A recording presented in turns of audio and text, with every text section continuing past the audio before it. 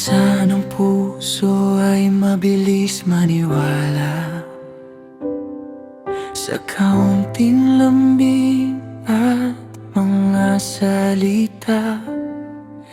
Isang ngiti, isang pansin, akala mo'y siya na ang sagot sa panalangin.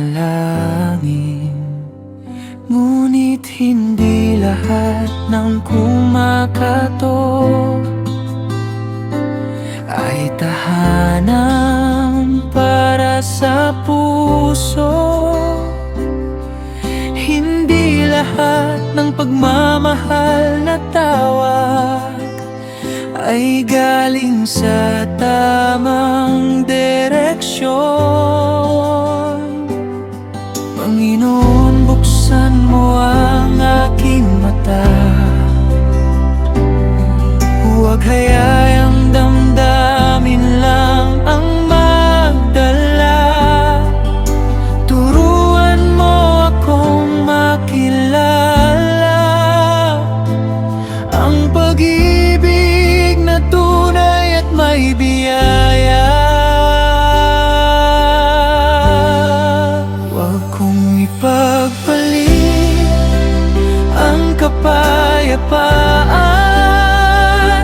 para sa pagmamahal na may kasamang sugat.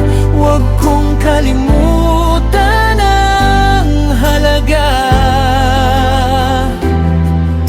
na galing sa iyo, Diyos kong Ama.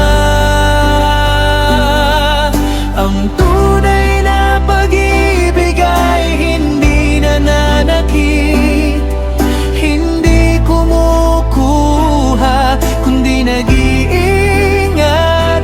Hindi ako inilalayo sa iyo,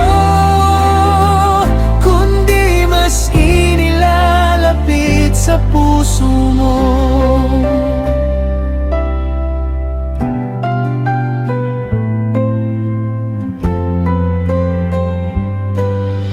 Kapag paulit-ulit akong nasasaktan, ngunit ako pa rin ang laging lumalaban.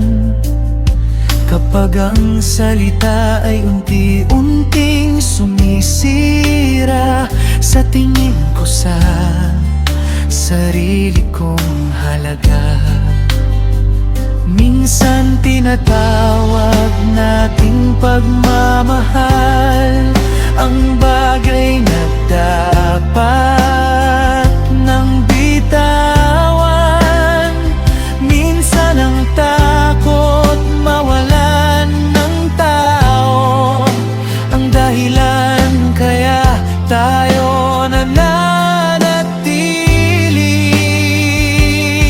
Dahil ang pag-ibig na mula sa iyo may kabutihan at katotohanan, may respeto at pagpapahalaga.